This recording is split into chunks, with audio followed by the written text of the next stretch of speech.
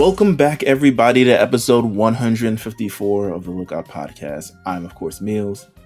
I am here with LJ himself. LJ, what up? How's it going? What's good? How's your week? Week? I don't know. Week was okay. Funny thing is that we're recording this, and when this actually comes out, it's gonna be So I don't really want to say. I want to say my week. You know what? I'm gonna give an affirmation. My week was amazing. How about that? All right, yeah, I love that. From the future, manifestation.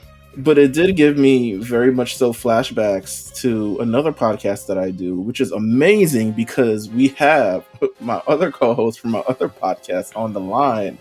We have none other than the man making his full return to the Lookout. It's been a while since he's been on the Lookout, but he's making his return here in fashion, in strong fashion. We have none other than J5, OG Johnny 5, Justin Davis. Welcome back to the Lookout, my friend. I lobbied for this. I want people to know that we did it, y'all. We did it. We got Mills to do it. All one of them. What if this turned him into a full fledged fan?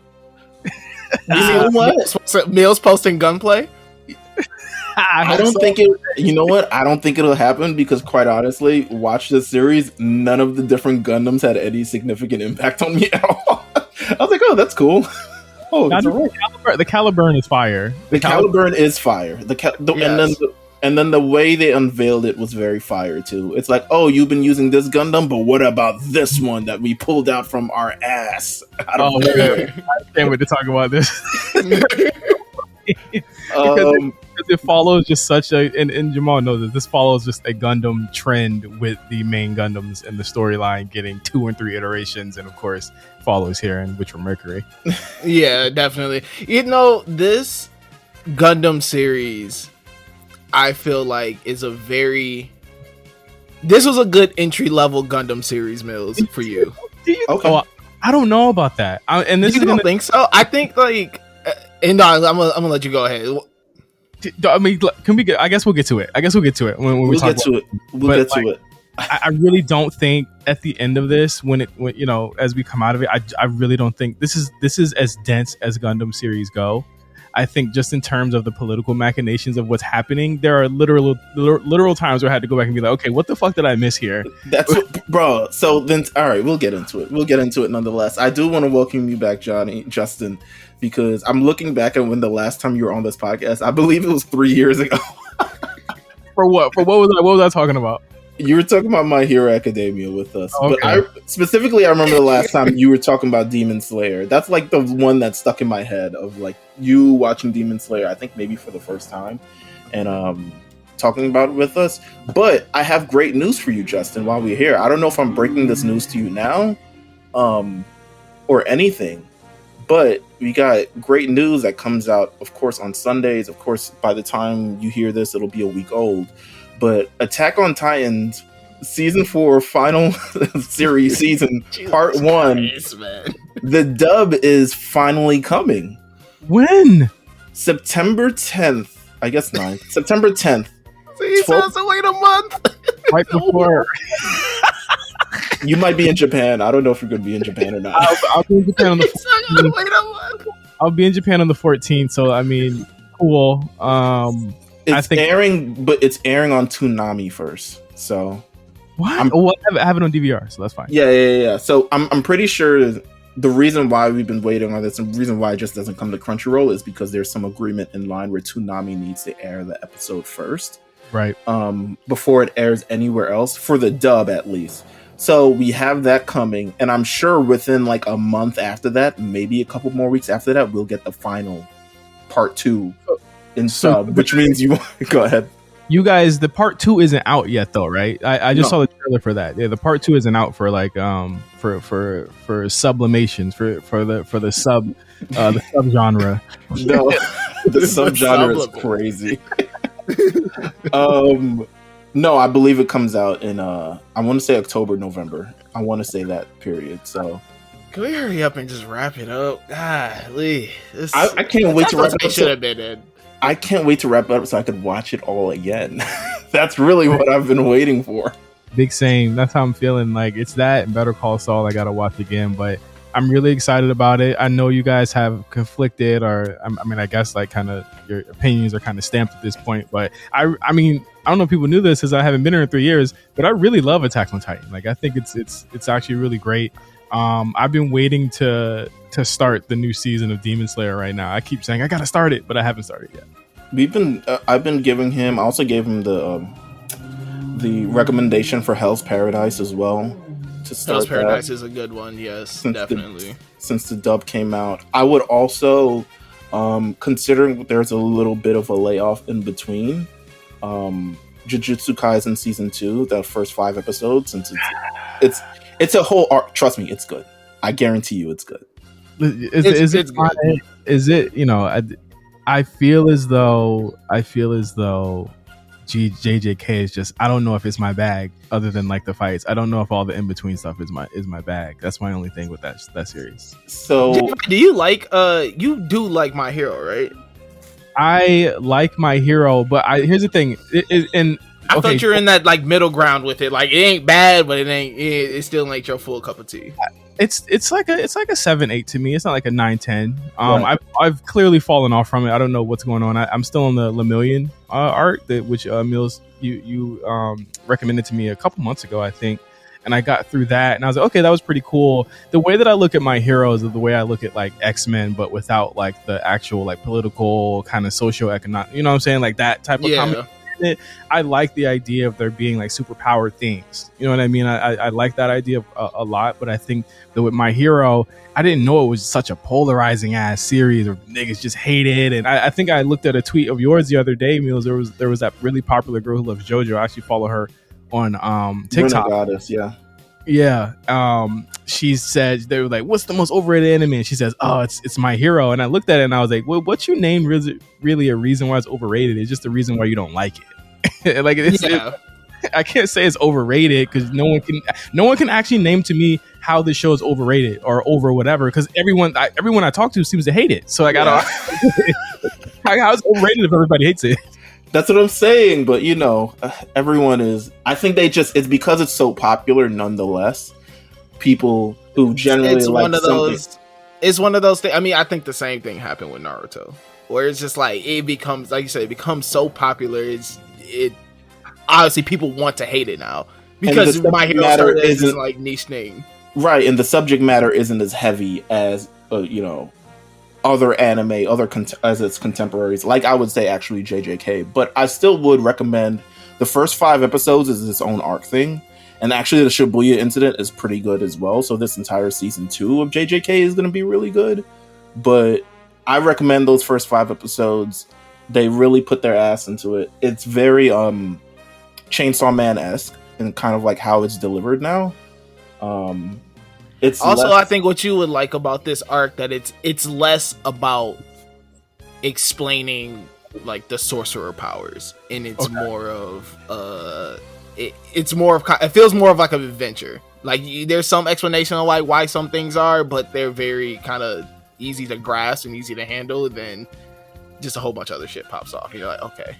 Yeah, that first season was dense as hell, and I was into it, and I was like, I haven't seen the movie either. Like, okay, yeah, you probably need to see the movie before you see season 2. There's no dub. The dub is out. The dub is out. I think it's on Crunchyroll. It might be on Crunchyroll now. I'm on Crunchyroll right now. Yeah, it should be there, to be honest with you, because I watched it like for Christmas last year.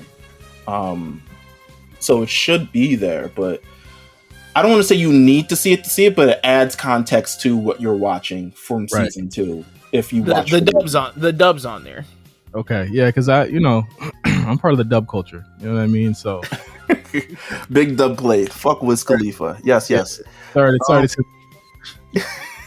All right. That was an interesting and awesome aside.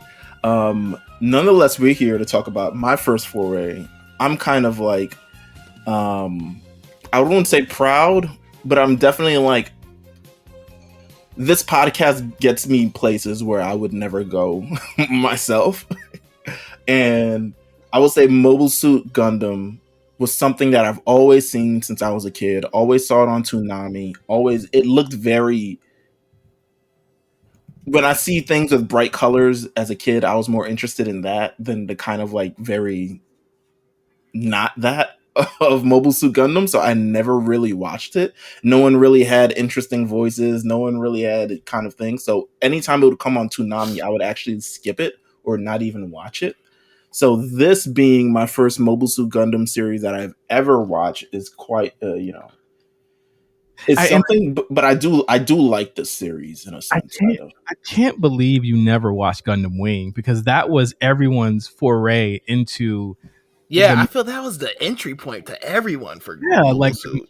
the mech genre was there. It was, well, obviously, like I had watched Robotech, which is of course Macross in Japan, but Robotech came on Toonami as well, and that was kind of my introduction to it. And I loved like Roy Fokker and everyone on that, and I was like, oh, I really fuck with Gundam. And I think with Gundam Wing, it was I was buying the not the kits, I was buying the action figures, Right. and it Yep. helped. And I think what was the major thing with Gundam that cut me off from the whole thing was the fact that when I tried to get my first kit, I didn't know that you had to build the shits.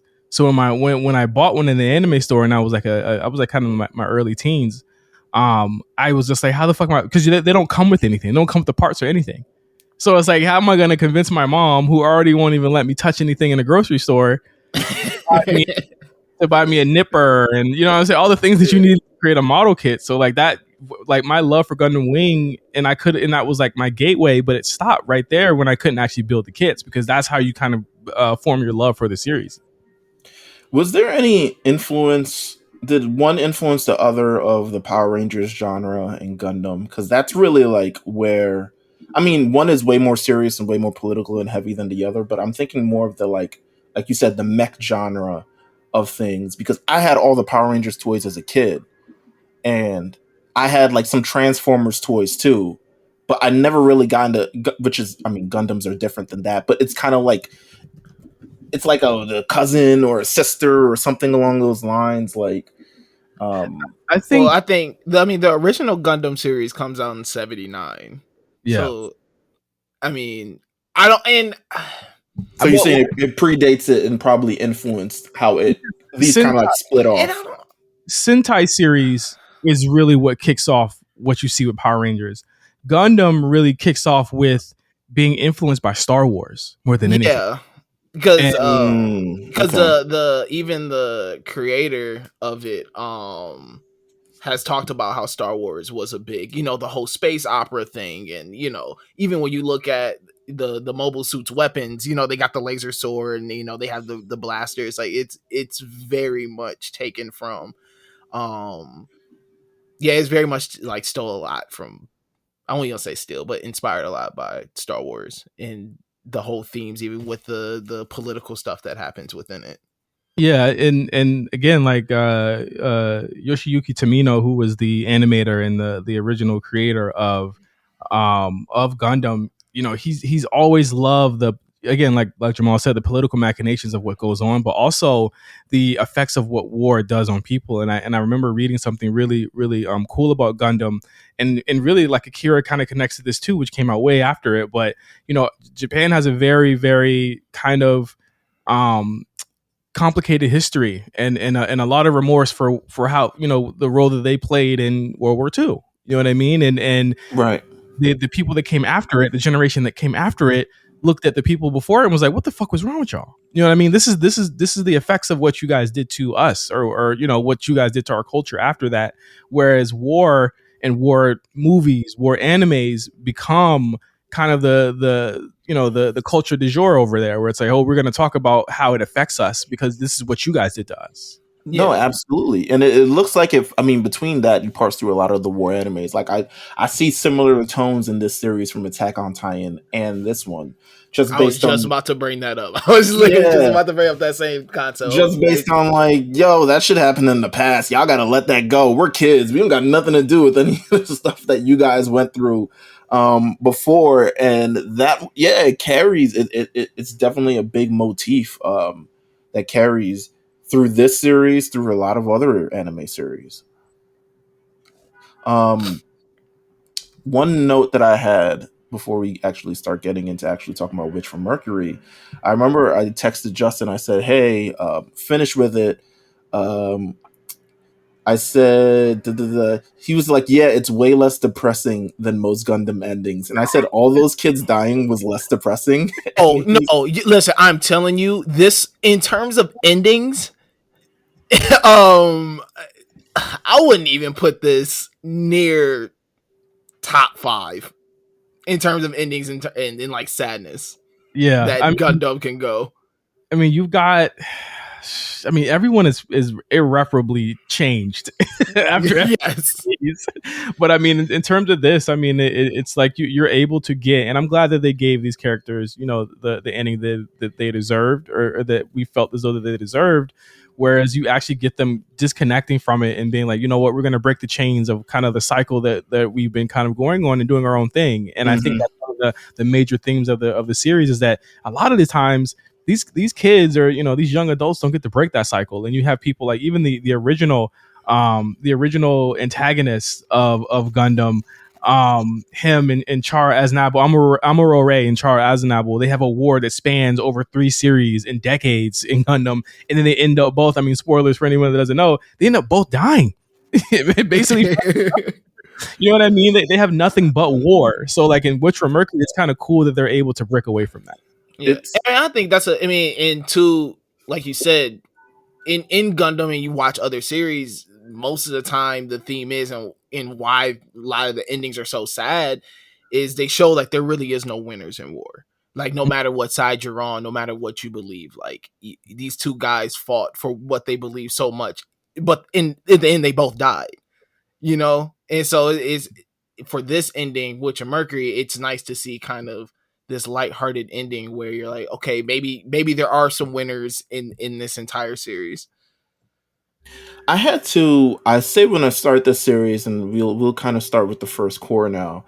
I remember when I started, and I'm just trying to like, I'm wondering if this series is like, okay, this is for if you're a fan of a Gundam, because at first I was like, okay, we're set at a school, we're do this, that. Like I'm like, why are we Gundaming? Like, where is the Gundaming coming into play? Like, why is this? And again, I was talking with Justin yesterday, and I was like, it felt like the school part of this whole thing was like just dressing.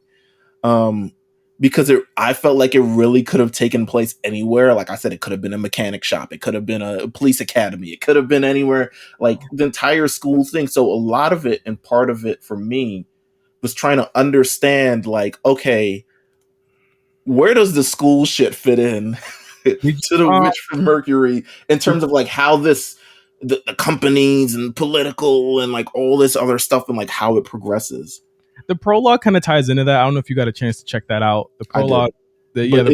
I was trying to like figure, watching a prologue with no context of like anything that's gonna happen. Well, it's new.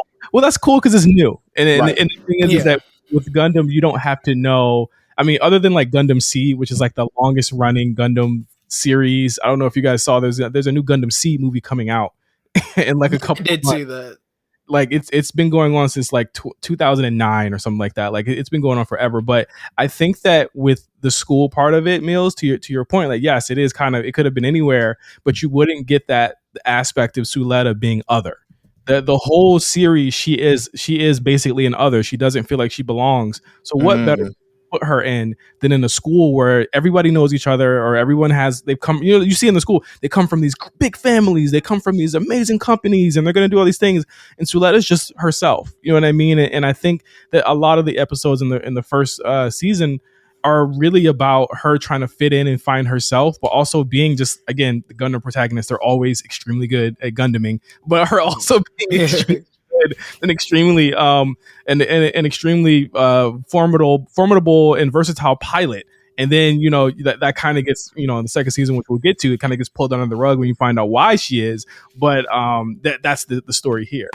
Yeah, I felt like the entire first season, or at least the first core of it, I don't know, season core, they're interchangeable at this point, but one established in Suletta, and then her relationship with Murine, okay, Murine, that kind of like comes out of nowhere. It's wild because it comes out of nowhere. Like the LGBTQ, I felt like it was like, I said this also and kind of like talking about it. I was like, I felt like it was very like light. Like it was very, it felt like they were friends. Like the undertone of it, not that I'm saying like, oh, they weren't gay enough for me, but I felt like the representation of it was there in name, but I never felt like the relationship went really further that kind of explored it. It kind of like took me, it reminded me similar of the relationship between Eren and Mikasa in a sense, where Mhm. it's like suddenly she loves, like she's always loved Armin. Like, yeah, we love Armin too. Not Armin, sorry. Eren. We love Eren, but not like, we didn't know it was like this romantic thing kind of until like literally later into the series. Whereas where I felt like this wasn't like, I don't know if it didn't really feel like, I guess it wasn't, I don't Well, want to they, say like played up. I don't Like know. you don't They feel felt like that there was a friends. yeah, it wasn't. It didn't feel like the intimacy in terms of like their relationship wasn't there, and like it Right. did. Like you said, it felt more like friends than these two. But All of, I actually kind of enjoyed that part about their relationship because going back to what like J5 said, Soletta was such this like this opposite of everybody, and like she's so new to this world, she's so new to these things, these relationships, and like, you know, she goes in, she wins this Gundam battle, and then all of a sudden she has this like girl's hand in marriage, and she's like, I don't even know what like a real relationship is like yet. And so, you know, now I'm, you know, engaged to this person, and I gotta kind of figure that out. And I feel like it was like a slow burn for their like relationship, like you said, until the end where we finally figure out like, okay, cool, like, you know, they're married, and you know they go on and do their thing. But I like the fact that you see Soletta have to go through these moments with her of figuring out like, okay, like what is it to be a friend first, and like what is it to be in a relationship, and like and not even just with Mjolnir, but kind of with everybody around her, especially when what's his name, the clone, oh, Elaine, Elan. Elon. Alon, yeah, especially when Alon kind of starts getting in the picture and whatnot. Um, well, you know how they are in Japan. Come on. The way that they hit it though is masterful, and you know, I guess we could get into it now of just the way that the writers hid this whole storyline was that the marriage part is just customary there, and I was like, it is kind of odd that that's the custom over there, that if you win a fucking Gundam battle you got to marry the person, right? So it's like, but it's always been you know, male on woman, or you know what I'm saying, or whatever. I'm sorry, not male on male, but they, that's how they used it, because in the beginning, of the first season, it's not, you know, they're not meant to be played up as they're platonic. You know, she's just married because she won the duel against Ghoul. You know what I mean? And I think that toward the end, they actually develop feelings for each other, which causes a lot of people. And the thing is, I think that's why people didn't really mind it, because they knew that it was kind of, they were like Mhm. the creators were winking at them like, hey, you can have it, but you know why we got to do it. But the issue comes, and I think it was a month ago or so, like in July, one of the people from the voice cast, they said, you know, she talks about Suletta and Mjolnir's marriage, and Bandai actually hit them up and said, cut this shit out. You know what I mean? They cut all of this out, removed all of it, and then like it got a backlash from not only Western Mhm. fans but also Japanese fans of the show that said like, yo, how could you say that these two are not married? Like these two, and these two don't love each other. Like it's very clear that Suletta and Mjolnir love each other. They said it was up to interpretation. I was like, oh brother. Oh Listen, brother. All right, Bandai. Okay.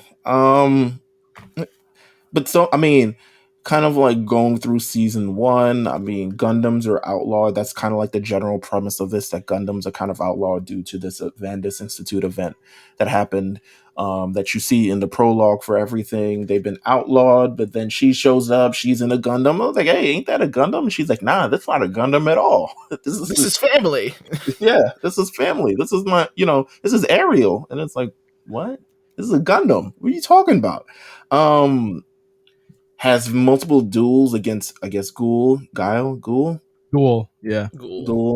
Ghoul. Whose development through the series is like, he's like fighting for relevancy at every fucking moment. he's It's Oh, hard. he's fighting for his life, man. It is heartbreaking, bro. Like Guel is one of my favorite characters, and and the thing is that Guel is actually the and he's part of the Jaturk family. But he's kind of like he's got unrequited feelings for Suletta. Like she's just like, I'm not feeling you, nigga. Like she's just like, Right.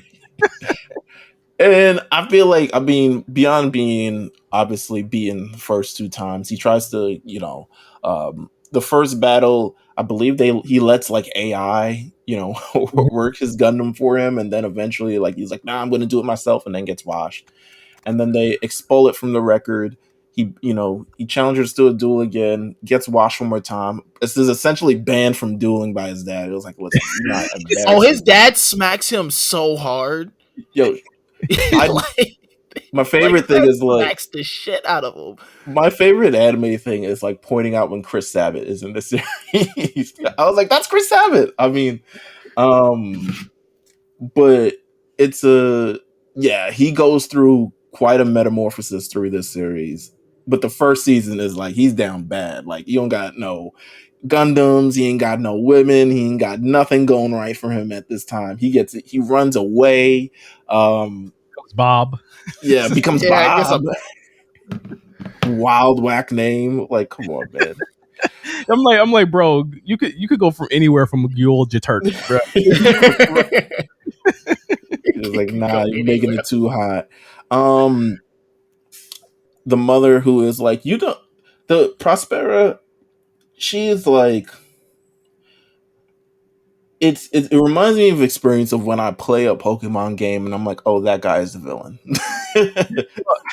She carries on. Of course, there's a lot of tropes in Gundam here, and Prospera, aka Elnora, she follows on we call them Char clones. So if you guys didn't know, of course, who are listening or who are not familiar, Char Aznavour, the original antagonist, kind of detritagonist. Like, he's not really a bad guy, not really a good guy. A lot of people have arguments about this all day, but he used to wear a mask. And you see every antagonist in Gundam. When you wear that mask, you are not a good guy. Yeah, definitely. That's definitely the thing. As soon as you see the mask, you already know who the villain is. I was like, oh, she looks a little condescending. Like, clearly doesn't care too much about her kids. Huh? She must be the villain of this series. And her role doesn't like really like beef up until season 2 when she really gets in her bag. But she is, when she's there on screen, I think it's definitely like worth noting and worth like, there's a lot of characters in this series, especially in this, like Witch from Mercury. There's a lot of characters that I'm constantly trying to figure out like, which one of these motherfuckers matter. Will this one matter? Will this one matter? From the moment she steps on, it's like, okay, she's clearly, I mean, if you didn't get it from the prologue enough, it's like, okay, and she has the hand that the arm that got thinged in the last one. In the prologue, her arm is right. Well, she is the reason why because she's trying to kind of perfect the Gund, the gun format, which is what a lot of what all the Gundams in this series are kind of fueled off of. The gun format kind of takes your brain waves, again, Gundam trope. It's always about your brain waves. So it takes your brain waves and it makes you like better. It pushes you harder in order to control these Gundams, because being a Gundam pilot is extremely taxing on your body, especially with just like, all of the things that go with it. She tries to basically put her vital signs, the vital signs of her daughter into the Gundam Lifrith, and then accidentally clearing a layer and makes the Gundam basically become self-aware. Like, the Gundam becomes like human in a sense. It's some real weird shit. I'm glad you knew all the terminology to that, because I would not have been able to explain it that well. But yes, that is exactly what happens.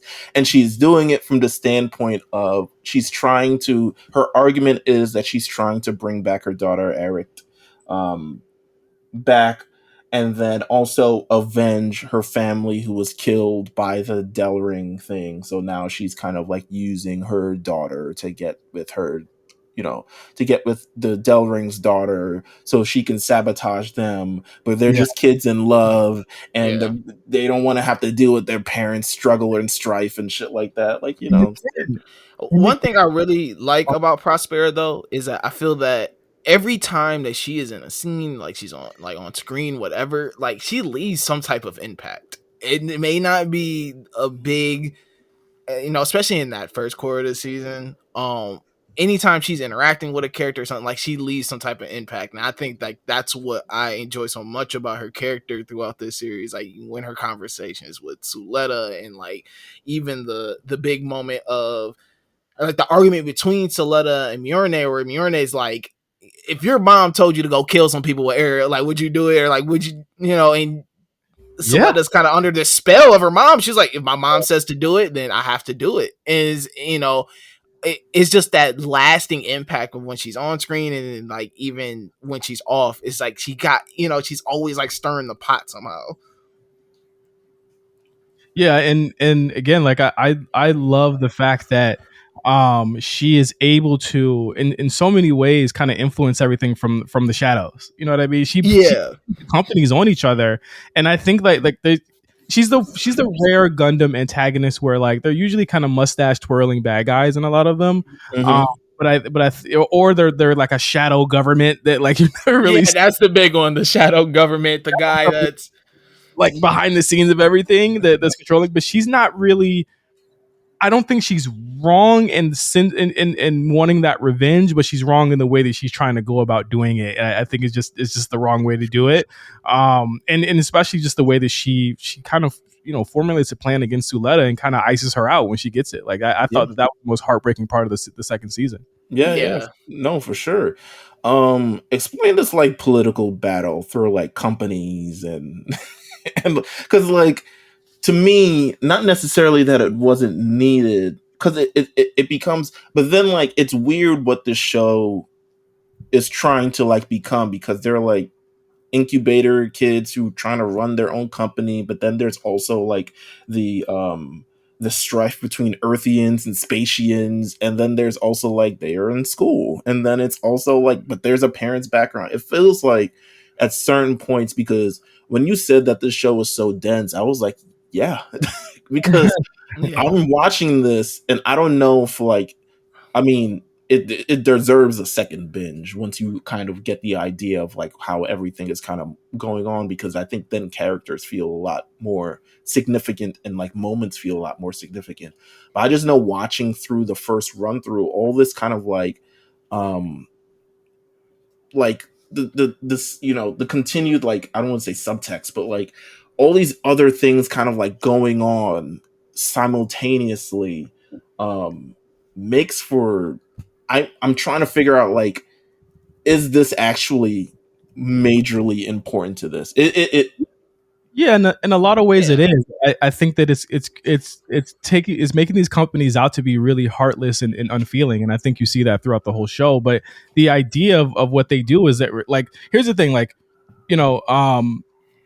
they wanted to create the gun format in order to help people survive in space, and that and they Prospera might have taken it a little bit too far with like putting their conscience in that shit, but like she was doing it for a good reason, which led them to ban it. You know what I mean? So a lot of the machinations is that Mjolnir is like, I want to run my own company to show people that the gun format is actually, it can actually help people, and really kind of like in a way, Mjolnir and Suletta were trying to kind of and not even kind of, they wanted to put out there that Prospera or really Suletta's mom, she had the right idea about these things, but Prospera is just so far gone. You know what I mean? She's against all of these companies. They're all wheeling and dealing behind the scenes. I mean, they wanted to kill Mjolnir's dad. You know what I'm saying? Yeah. They wanted to murk him. Like it really sets it up. And Gundam, in a lot of ways, Gundam is like this, where it says no side is good. The Earth side is not better than the space side. And I think that's another thing that we haven't touched on either. The Spatians and the Earthlings, like, they're not cool with each other at all. Like they're at all. Yeah, I mean, and it just, once again, it just ties into this whole aspect of there really is no good guys and there really is no bad guys. It's just a bunch of people acting out of their own self-interest. These companies are acting out of their own self-interest. They're all like kind of pushing for a level of power to looking to one up the next man, and it always causes this rift, and it's always these backdoor deals and these things happening in the shadows. And I think that what it actually goes back to a point that J5 made earlier of, once again tying this into Japan World War II, where the generation after was kind of like, yo, we were fucked up in that. And I think like that's what the kids kind of represent of this like generation after. Of, you see some of them that are still influenced by that, but you also see some of them kind of like starting to push back toward this ideology that has been kind of presented to them of, how these companies ran. And you kind of, that's why you see so many of them start like Mjorne and Suletta be like, no, this, like you said, this gun format can actually really help lives and save lives and really change the world and really make things better for us instead of being used as a like military weapon. Yeah, I mean, the theme that I read about, or I read that the theme of this, and they based it basically. I mean, it's an anti-tech company. This is a very anti-tech company. Oh, super, It's very anti that, and they took elements of a William Shakespeare play called The Tempest. And and that's where you get the name Caliban from, or Caliburn, or what. I don't know why the fuck they changed it to Caliburn. I guess they were scared of copyright, I guess. But they took that idea of saying, hey, like it was about like the witch trials of that moment, and Suletta is the witch, and Prospera is a witch, and that's where the Witch from Mercury theme comes from.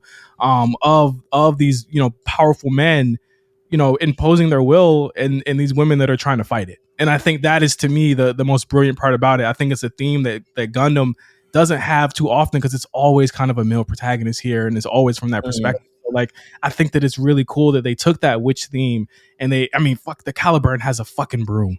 You know what I mean? Like, it's fucking tight. You know what I mean? I really love that they were able to kind of maximize that theme here. Before we kind of get into the finale of how season 1 kind of ends, what would you say was like your high points, your standout moments from season 1? Because there's quite a bit of things that go on, but a lot of it's established via like, duels and, other things like companies coming up. Like, what would you say was kind of like your high points of season 1? I mean, it's got to be when you hear that fucking when for the first time. I'm like, bro, when that theme plays, it's some shit. I think seeing Ariel, and we haven't even talked about the Gundam yet, or the mobile suits, but like Ariel, seeing what Ariel can do, you got to remember, like when we first seen that shit, like the first, when we saw it, like what was it, last October when it first came out, we didn't know what the Ariel could do. They hadn't shown us the actual the model kits yet. So we had to watch the episode before you could see what the gun bits did and how they kind of moved around. And Ariel is OP as fuck. Okay, the only way Ariel took an L is because they made it take an L. They forcefully shut it down. Like they literally hit the power button on it. Like that's crazy. No, Ariel is definitely. I mean, even from just a design standpoint, I'm not even just talking about powers. Is one of the best mobile suits I have seen in a while. We gotta do a power ranking we gotta do a power ranking before this is over. Okay. Oh, we got to. That works with me, even though I have no idea and I have no context to it at all. But I will happily listen and take all the advice. But I'm trying to think. I mean, one of my high points. I mean, not high points, but essentially the whole plan of like Sadiq and everyone trying to Sadiq. Sadiq is a wild. I was like, is he black? Yeah, man. Shout out to my Muslim brother here. Yeah, Sadiq. Sadiq reminds me a lot of McGillis from Iron Blooded Orphans. Oh yeah, McGillis. That you want to talk about a depressing show, Mills? You're gonna take a walk up the block. You know what? I'm not in the business. I try to get him to watch. That was my original decision. I wanted to watch Iron Blooded Orphans, but he was like, no, it's way too long. So I was like, all right, we'll watch he was like, all right, we'll watch Witch from Mercury. But I love it. What happened? It's a tight 50. It's a tight 50 episodes. Yeah, it's to get it done during this thing, it would have to be kind of like its own thing. But them trying to murk Mjorne's parents and then bringing in like actual mercenaries to actually do it, and these two maniac Earthian girls, I thought that was kind of cool in terms of like upping the ante and the intensity, barreling towards season 1. Um, Ariel winning a 6-on-1 fight. It felt like a 6-on-1 fight. This thing. Told you, OP, man. Super OP. Yeah. But I mean, let's just talk about what it can do. I mean, obviously, with the gun format, which was banned, by the way, which when they see Arrow for the first time, they're like, "There's no way that's a Gundam, right?" they're like, "No, that's not a Gundam. It doesn't look like a Gundam, but it's like it could do the gun bit system, which is OP as fuck. I mean, it's not exactly new to the Aerial though. There have been other Gundams that have had things like that. The RX, the new RX-78 had that. But it's I mean, no one has anything to stop it. I mean, it's able to shoot beams and she can control it with her mind. Like it's like a telepathic type shit. Like there's so many things that this Gundam can do. I would actually say that like the first season doesn't really have a lot of Gundam stuff in it, which is actually interesting to me. Like you have the duels with Ghouls, both of his Gundams, which are like the Daryl Blade or the Daryl Balde, and I forgot the first name. I forgot the first name of the first one. He has the big red one. I love though. Which one of them killed his dad? Which one of them killed his dad accidentally? That's the one I like.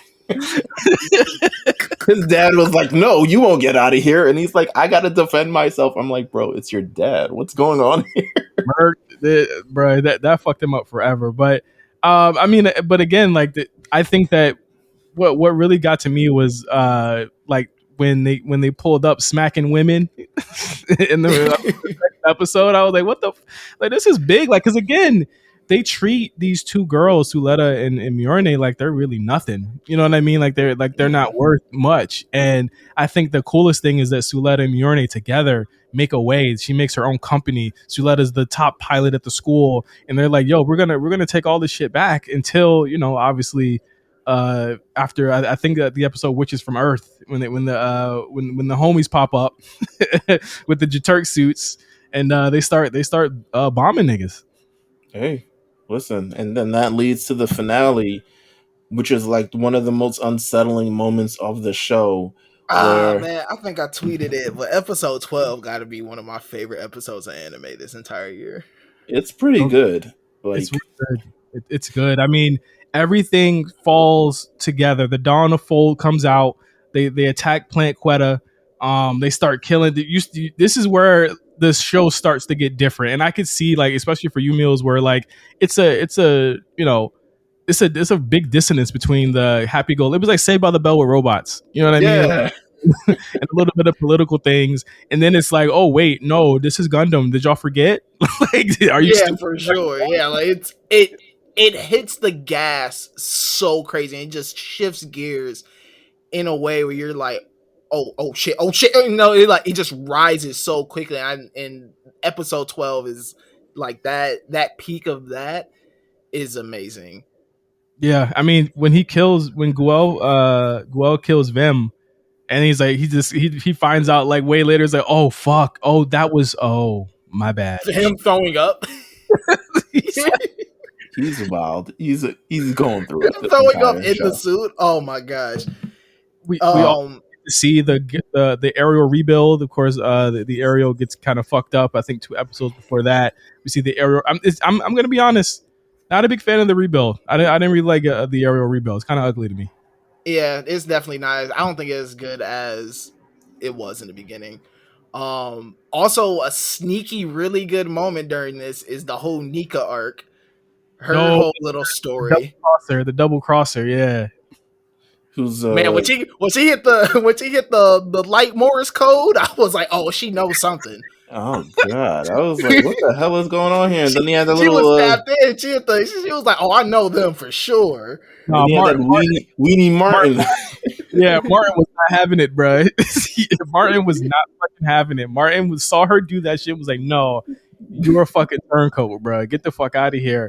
But again, like, it's crazy because then it leads into, I think, one of the best fight scenes in the series or in this season, with the of course the Gundam aerial rebuild coming out, fucking a whole bunch of niggas up, and then she beats up Sophie and Naria from Dawn of Fold, and they're just like, oh wait, we got to retreat because the aerial's back. And then Suletta finally finds Mjolnir, who's about to get killed, and then smoked. And then Ariel gets smoked. She turns him into some tomato paste on the damn ground. Puts out her hand to Mjolnir, and then Mjolnir is like, how the like, she was like, you just killed somebody, how could you do that and then be smiling?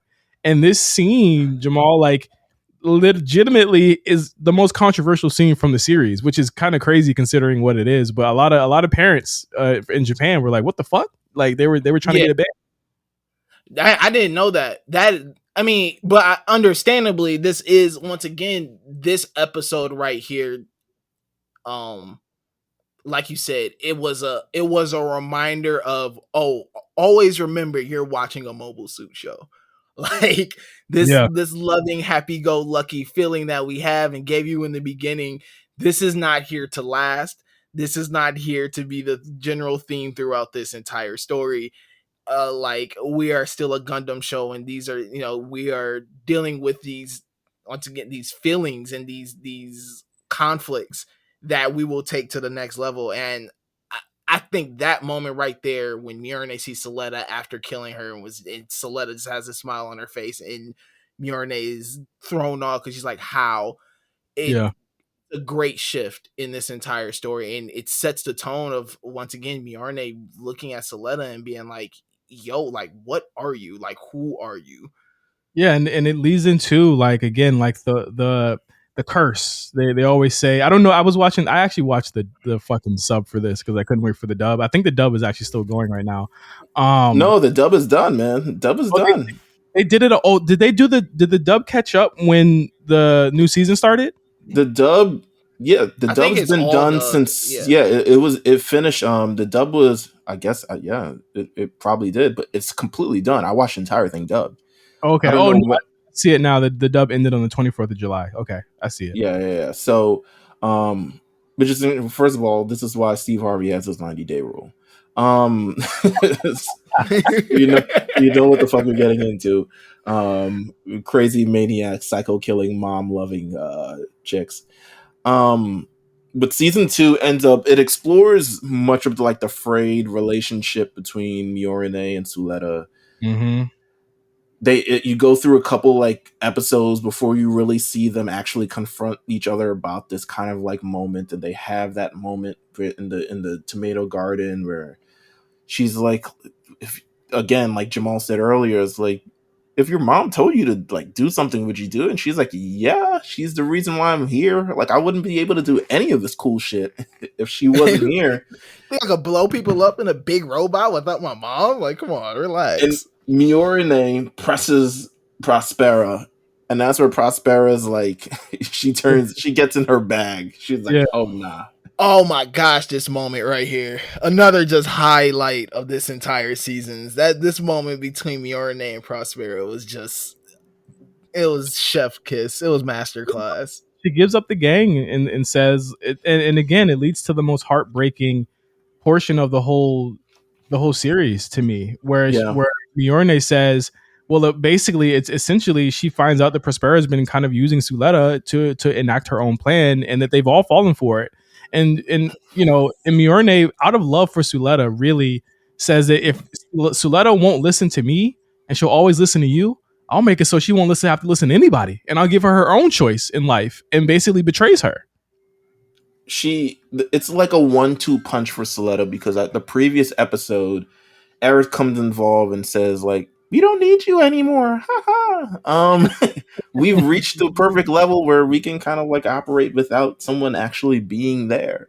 And then the second episode is when, she has to duel with Gyu once again, and Mjolnir is like, shut it down. Yeah, it's over, bitch. It's a wrap. And Prospero's cool with this because, again, Mjolnir is going along, she's going to go along with it, but until it turns into basically a full out assault on Earth. And that's when it's not cool anymore. Yeah.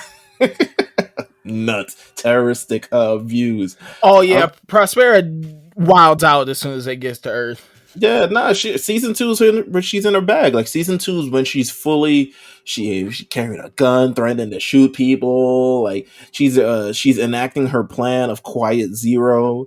Quiet Zero. continuing the Gundam trope of silly names for the Yeah.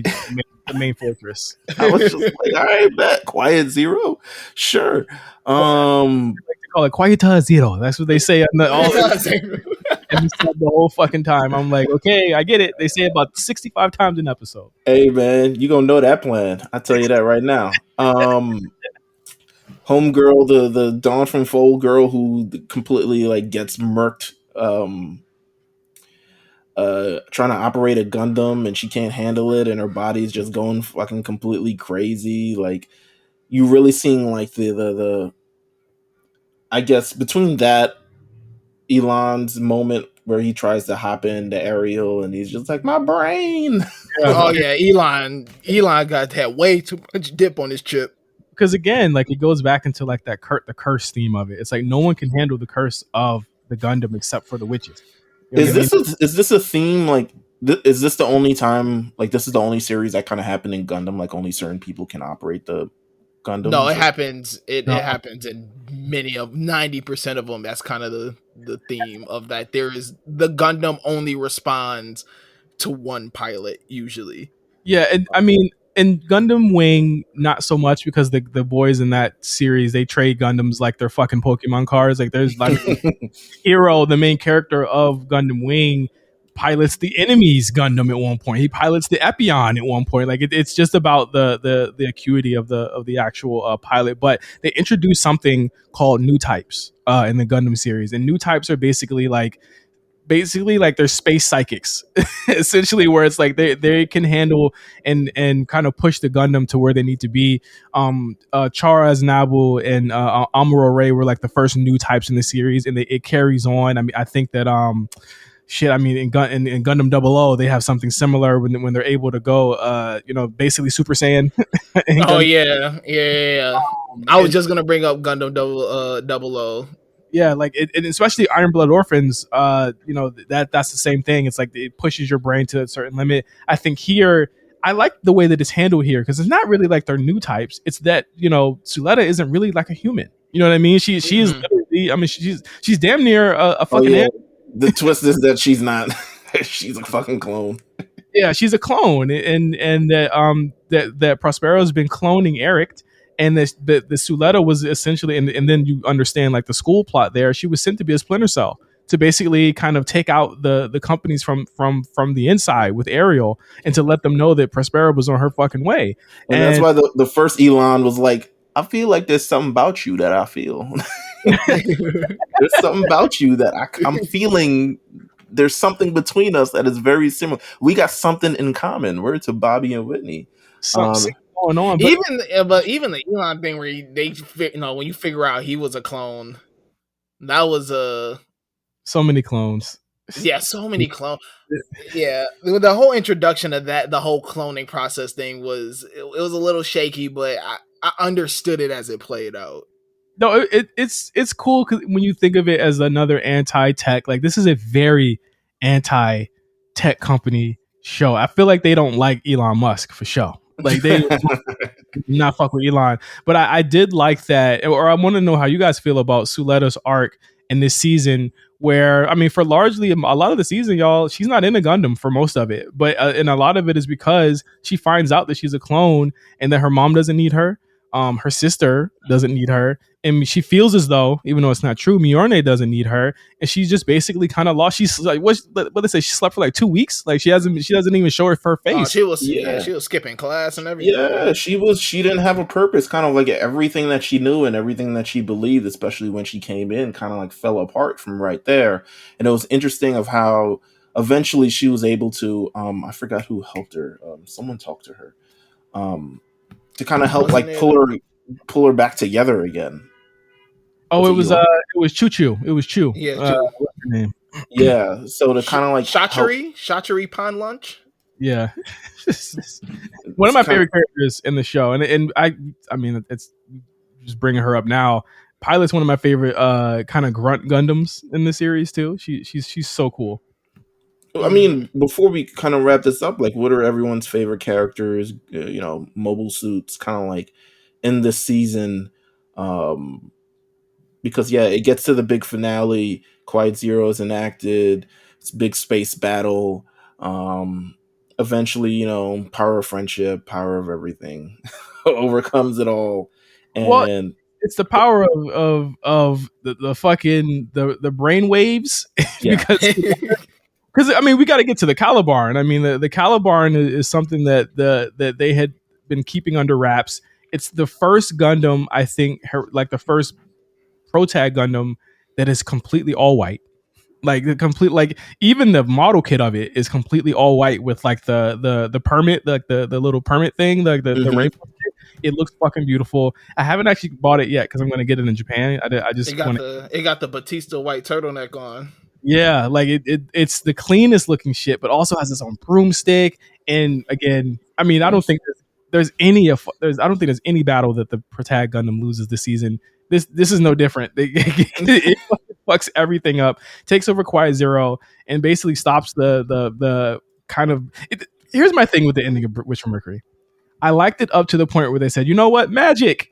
And then the magic threw me off. The magic was way too much.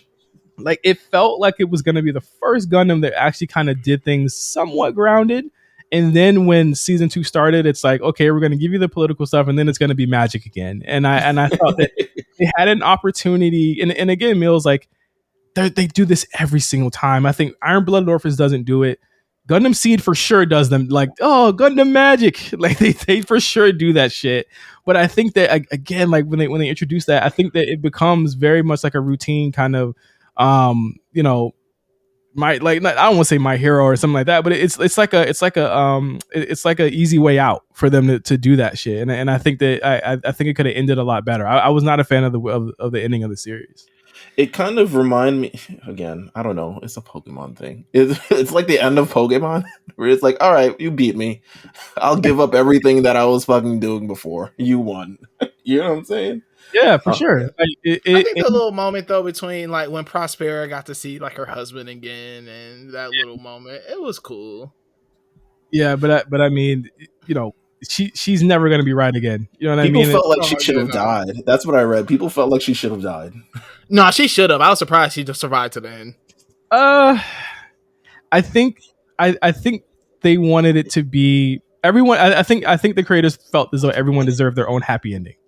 And I think that Prospera's antagonist, character wasn't because she was just born that way. It was because she was actually done wrong. You know what I mean? Yeah. She was trying to help the world, and she got, something got fucked up along the way. You know what I mean? And essentially, if you think about it, she really just wanted her daughter back.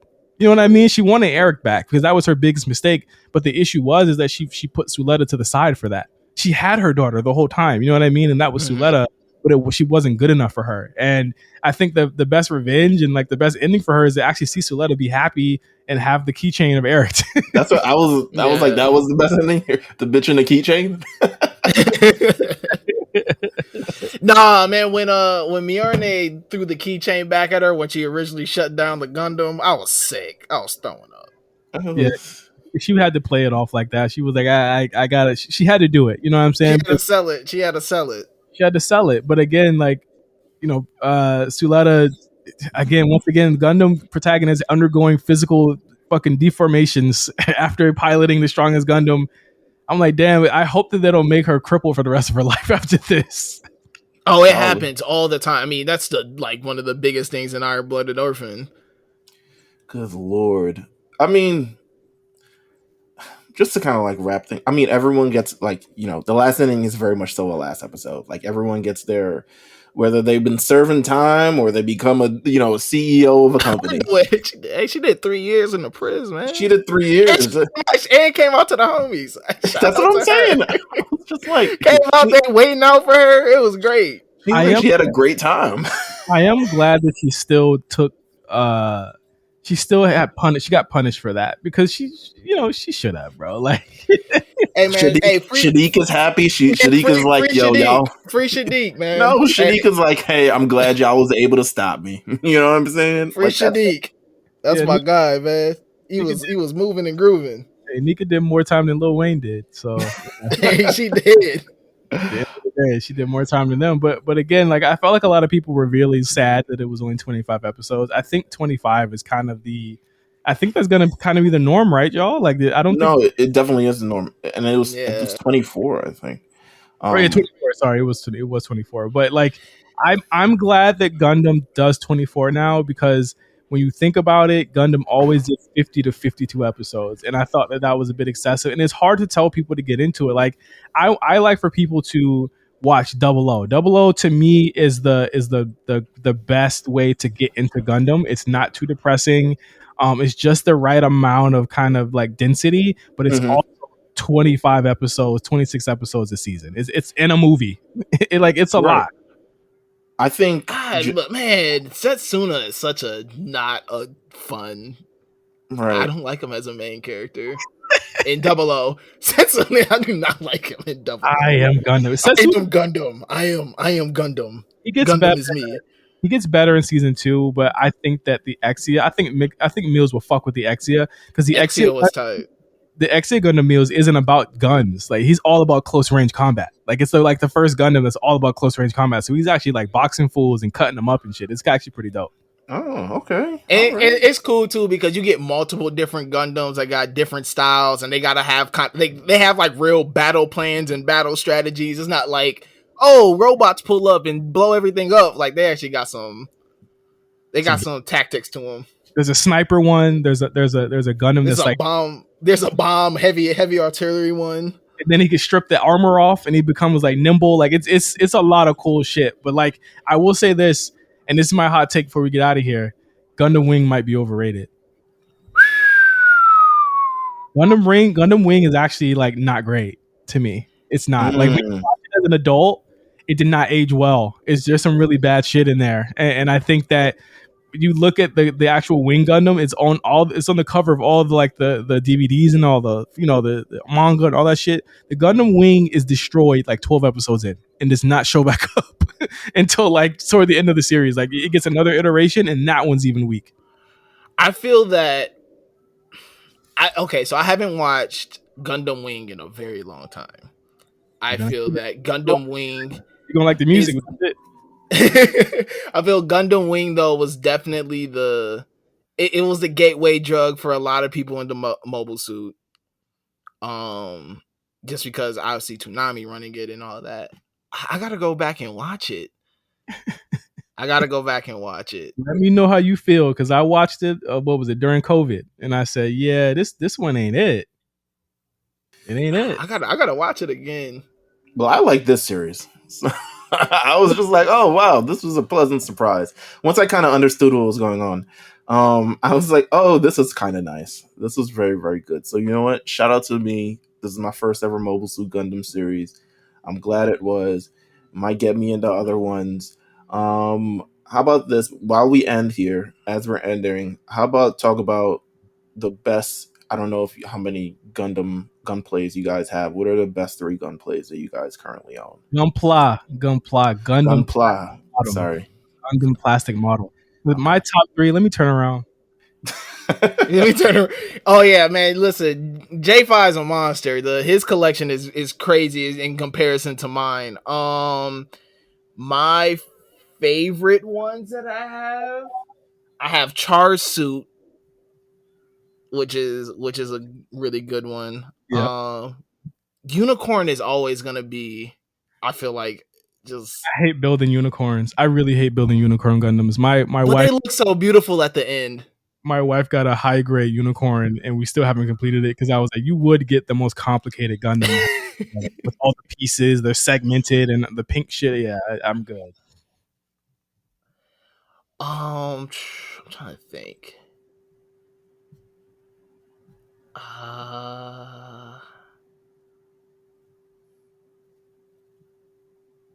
You got Char's Suit. I know you got I'm trying to think of the one you did have. God Gundams, the Burning Gundam is another really good one. Yeah. It's a good one. I got my 3. Okay, Go what are ahead. your 3? I got my 3. I like my perfect gray RX-78. That's like basically the big one that I have. It lights up, has its own little light up thing in there. I'm very proud that I did all of the build on that one. I'm really, really proud of my perfect gray Exia. And again, the perfect gray sets meals they're a little bit pricier, because they're like not life size, but they're about the size of like a huge fucking. Yeah, it's a. I would It's imagine gonna be they're some not time. life size Gundams. Yes, I would imagine. They're about the size of like a 2 liter bottle. Like Oh, they're okay. Oh, yeah. big. I like my PG Exia, and because Exia is like my favorite suit, but I also love. I just built this year. My Master Grade Extreme, my Master Grade Extreme Strike Gundam, and that's the one with like the gold wings and all of that stuff. Like it's one of my favorite ones because uh like the gold just hits on it so well, and it just does a lot of really cool shit with just the actual the way that you can express the actual Gundam on here. And I'm sorry, not the Strike Gundam, it's the Strike Freedom Gundam. I'm sorry, it's the Master Grade Extreme Strike Freedom Gundam, and that's from Gundam Seed, by the way. So they kind of redid the suit, the way they did everything. It's like a 3-tiered build system, like the Perfect Grade RX-78 is. So you basically, Mills, you build the gold part, then you put the armor on, then you put the wings on, and that's like it's like has metal pieces and shit like that, and it's really really cool. And again, like I would have never. I'm glad I got into Gundam when I did, but I'll always remember that not being able to make a model kit really stopped me from loving this series when I was younger. But now I love it so much. Of Yeah, course. I That's think once you really start getting into the models, you really start learning about like the mobile suits and the different mobile, and you start finding out your favorites and what you like about it. Just elevates the complete series for you. I love Do that. you have the Turn A? Yeah, I got the Turn A. It's a bad I kit. love I It, love I love the helmet though. The helmet is so cool. the helmet's cool, and the Turn A is actually the most powerful Gundam of all because it's able to do like astral projection and shit like that. Like the Turn A Gundam is OD. No, Yeah. it's so crazy. Well, I want to thank Justin for being on the show. Finally, again, we finally get this Gundam talk off. Yes, sir. Um, we're still doing here. This is actually the penultimate episode, so we got one more episode of the Summer at Kame House. So, you guys, next week we will be able to talk on the King Piccolo arc of Dragon Ball. That's how we're ending. That's Yeah, classic. That's it's classic. very very classic. It's the first introduction to Piccolo in the series. It's a lot of people die in it, so you know what? Fair enough. We end at Kame House with it. Maybe we'll burn the entire thing down. Who knows? But thank you guys for tuning in. Of course, you can listen to The Lookout at The Lookout on RNC Radio anywhere. You can subscribe to podcasts. You can also follow us at The Lookout RNC on Twitter and Instagram. And yeah, man, just wait up. We'll be back. It'll actually be the week after this, so we're gonna double up. So it's gonna be this episode, and then we're gonna have a fresh one next week. So thank you guys, and yeah, stay tuned for next week's brand new episode. We'll be back then. Peace.